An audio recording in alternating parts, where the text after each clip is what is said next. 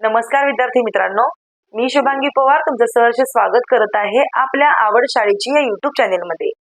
तर बघा, आपण आजच्या व्हिडिओमध्ये भागाकाराची सर्व प्रकारची एक्झाम्पल आज आपण या व्हिडिओमध्ये पाहणार आहोत। चला तर मग, जर चॅनेलवर अजून नवीन असाल तर चॅनेलला सबस्क्राईब करायला विसरू नका आणि व्हिडिओ अजिबात स्किप न करता शेवटपर्यंत नक्की बघा, कारण या व्हिडिओमधून तुम्हाला अगदी बेसिक पासून उभा आणि आडवा भागाकार कसा करायचा ते सर्व मी तुम्हाला या व्हिडिओमधून सांगणार आहे। तर बघा, भागाकार हा कसा करायचा हा लहानपासून मोठ्यांपर्यंत सर्वांचा प्रॉब्लेम असतो। बघा, या म्हणजे ज्या काही म्हणजे बेरीज असू दे, वजाबाकी असू दे किंवा गुणाकार असू दे, हे सगळं सोपं आहे करायला, पण भागाकार जी क्रिया आहे ती थोडीशी अवघड वाटते सर्वांना। त्यामुळे काय केलेलं आहे की या व्हिडिओमधून तुम्हाला सर्व बेसिक माहिती आज मी सांगणार आहे।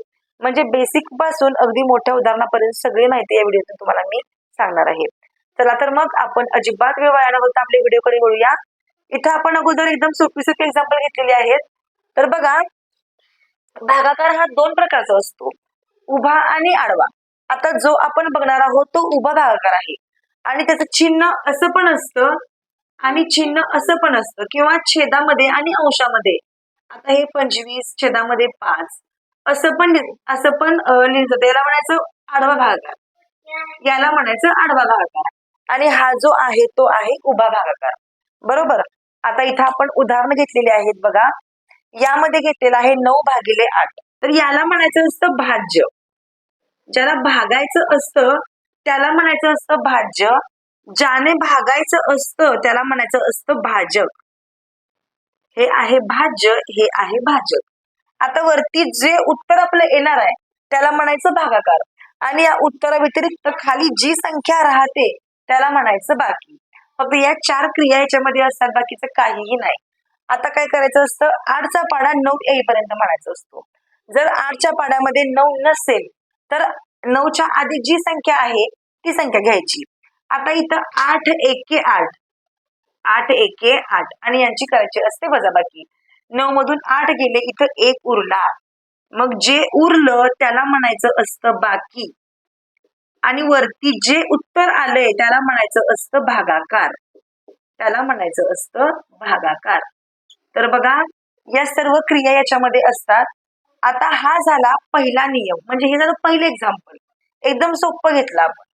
आता समजा जर 45/5 जर असं आलं तर तुम्ही काय करणार, 5च्या पाढ्यामध्ये 45 आहे का बघायचं, आणि तुम्ही काय करणार, डायरेक्ट या संख्येला भाग घालवणार, म्हणजे तुमचं उत्तर बरोबर येणार। 5 9 45 हे उत्तर तुमचं बरोबर येणार, उत्तर तुमचं 9च येणार आहे।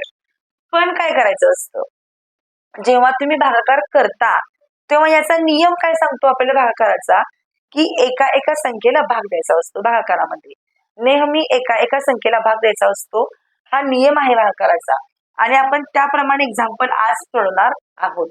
तर बघा, आपण हे पुसून टाकू अगोदर। तर बघा, आता या 5 ने अगोदर 4ला भाग द्यायचा आहे आपल्याला, 5 ने अगोदर 4ला भाग द्यायचा आहे।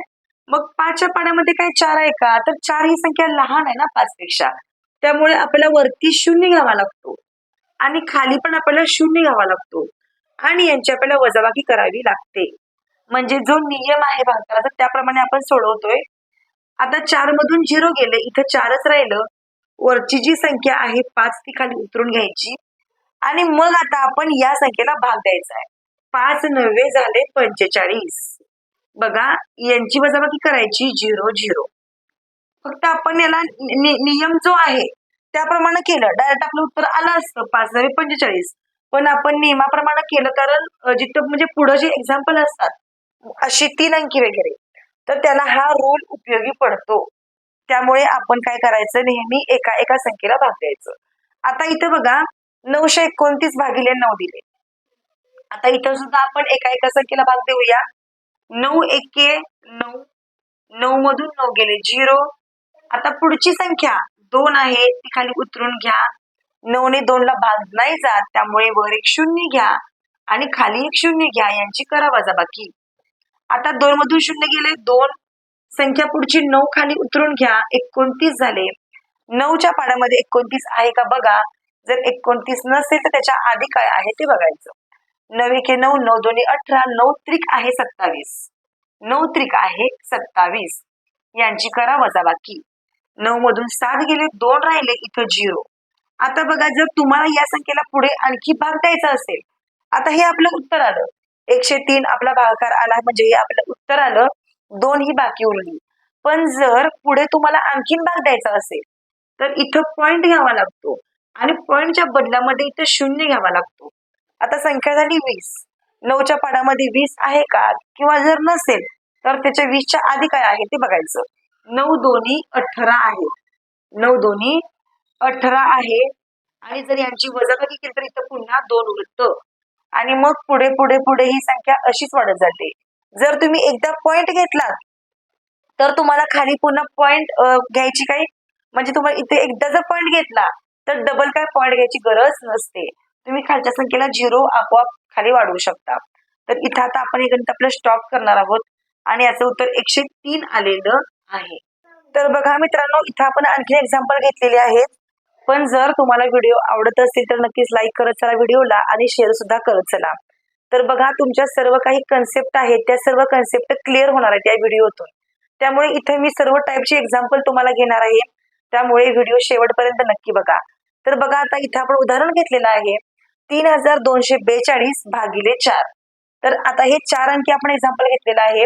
उदाहरण कोणतंही असू दे, बघा करायचं आपण एका एका संख्येला भाग घालवायचा म्हणजे आपलं उत्तर अजिबात चुकत नाही. तर आता काय करायचं, आता 4च्या पाड्यात 3 नाहीये, त्यामुळे वर एक 0 घ्यायचा आणि खाली एक 0 घ्यायचा. आता यांची करायची असते वजाबाकी. 3 मधून 0 गेला, 3, 2 खाली उतरून घ्या. आता 4च्या पाड्यामध्ये 32 आहे का बघा. 4 एके 4, 4 दोन्ही 8, 4 त्रिकोण 12, 4 चौक 16, 4 पंचे 20, 4 सक 24, 4 सत्ते 28, 4 आठे 32, 4 आठे 32. आता यांचे वजाबाकी केली आपण. पुढे 4 उरलं, 4 इथं खाली घ्या. आता 4च्या पाड्यामध्ये 4 आहे, त्यामुळे 4 एके 4 करा, 0. त्यानंतर हे जे 2 आहे ते खाली उतरून घ्या.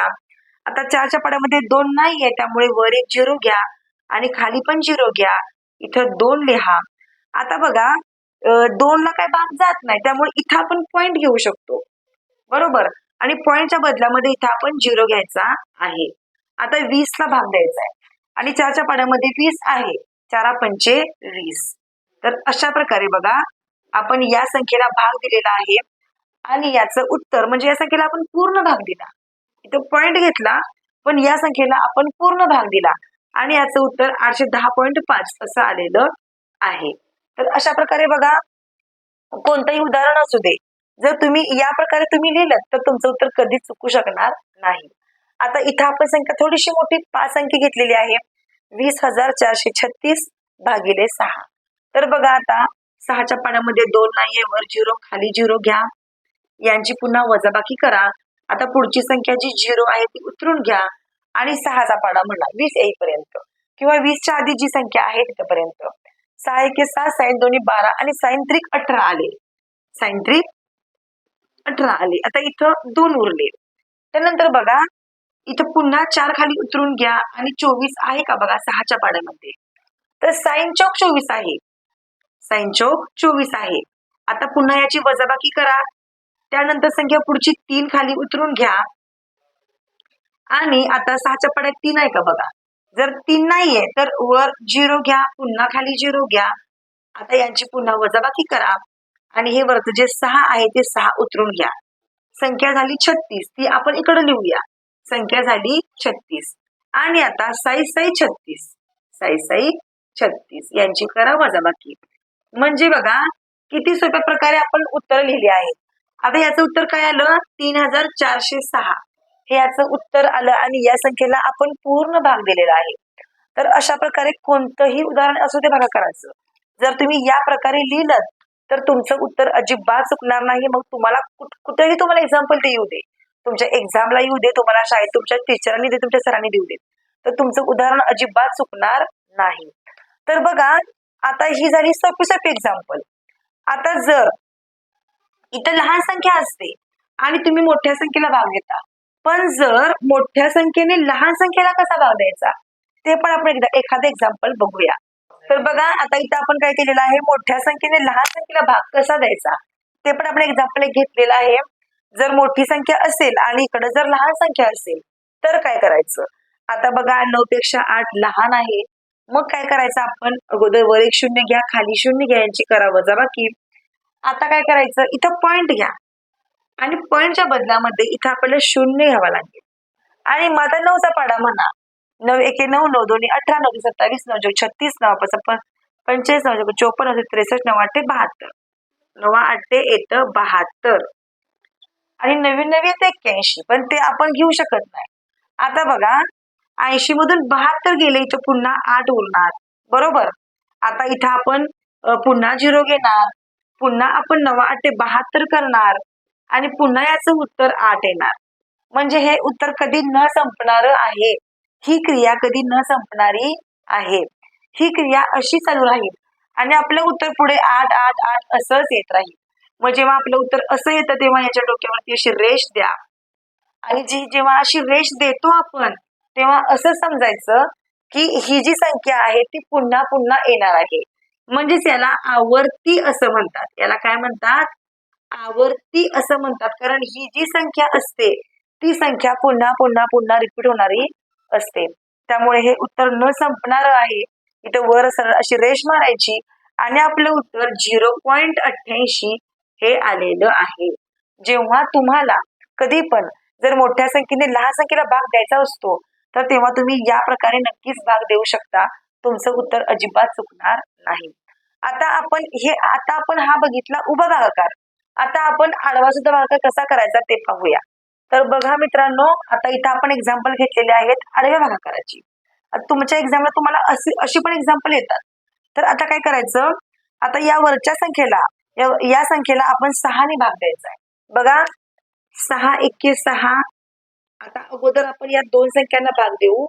बघा 6 एके 6, त्यानंतर 6 6 36, 6 7 होणार 42, बरोबर. 6 7 होणार 42. इथं पुन्हा 3 उरले, संख्या झाली 39. पुन्हा 6 6 36 करा. त्यानंतर इथं किती उरतील? बघा 3 उरतील. पुन्हा संख्या झाली 33. तर पुन्हा इथं काय करायचं आहे? 6 पंचे 30 करा. इथं पुन्हा 3 राहतील, संख्या 36 झाली आणि 6 6 36 म्हणजेच 7656 हे याचं उत्तर आलेलं आहे. तर अशा प्रकारे या संख्यांना भाग द्यायचा असतो. आता इथं वरती आपण संख्या घेतलेली आहे 59,456 भागिले 8. आता या संख्येला आपण 8 ने भाग देऊया.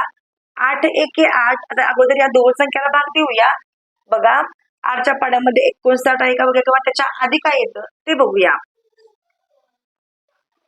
8 7 56 येणार, 57 58 59, इथे 3 राहतील, संख्या झाली 34. 8 चौक 32 होणार, इथं पुन्हा 2 राहिले, संख्या झाली 25. त्यानंतर बघा 8 त्रिक होणार 24, इथं 1 राहिला आणि 8 दोन्ही 16. 7432 असं याचं उत्तर आलेलं आहे. तर अशा प्रकारे बघा एकदम सोप्या प्रकारे आपण याची आन्सर काढत आहोत. आता हे जे शेवटचं एक्झाम्पल आहे तर तुम्ही याचं मला उत्तर कमेंट बॉक्स मध्ये सांगायचं आहे. 838 भागिले 9 तुम्ही याचं उत्तर मला कमेंट बॉक्स मध्ये सांगायचं आहे. तर अशा प्रकारे बघा आपण या व्हिडिओमध्ये सर्व टाईपचे एक्झाम्पल बघितलेले आहेत.